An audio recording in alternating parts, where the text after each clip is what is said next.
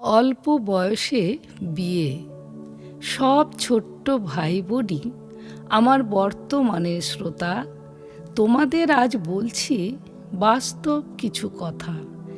কোনো কর্মী হয়ে আজ আমি বলছি না এখানে, বলছি তোমাদের সাথী হয়ে।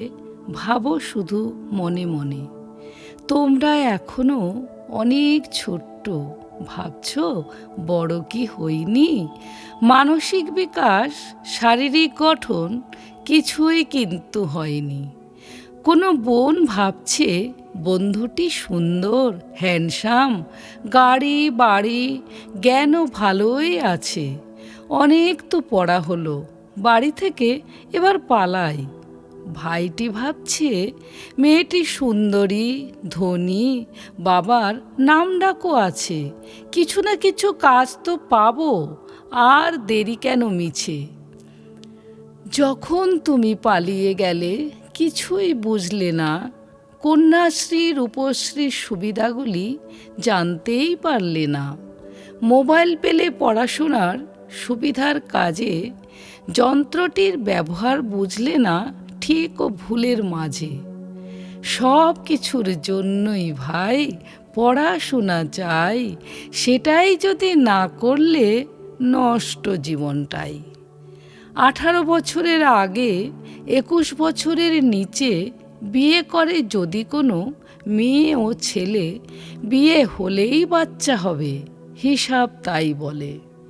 মেয়েদের শিশু ধারণ করার যন্ত্রটি যে আছে, অল্প বয়সে বাচ্চা হলেই অপুষ্ট বাচ্চা হচ্ছে।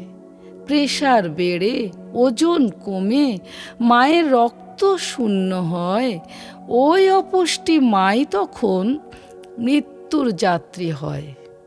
দেরি করে বাচ্চা নিলে এমনটা কি হয়?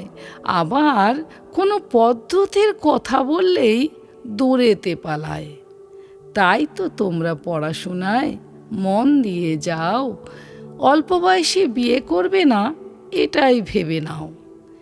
কচি আম জোর করে পাড়তে যদি চাই, আমটি কি মিষ্টি হয় বলো তো সবাই? রামমোহন যদি ওই সময়ে ভেবেছিলেন বাল্যবিবাহের অসুবিধা, আমরা কেন ভাবছি কম বয়সে বিয়ে করার কথা? বর্তমানে দেশের রাষ্ট্রপতি, মুখ্যমন্ত্রী মহিলা নয় কি?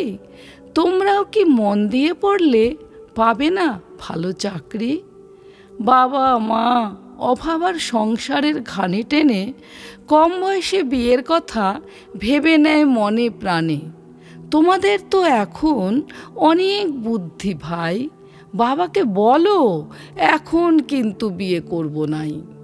কোনো বন্ধু যদি বলে ছাড় তো সব কথা, বিয়েই আমাদের জীবনের শেষ ও মূল কথা, তোমরাই তাকে বুঝিয়ে বলো বিয়ে তো হবেই একদিন। পড়াশোনায় মন দিলে উজ্জ্বল ভবিষ্যৎ হবে চিরদিন। বাবা মা সমাজের কথা নাই বা ভাবলে ভাই, নিজের কথা ভেবে এগিয়ে চলো সবাই।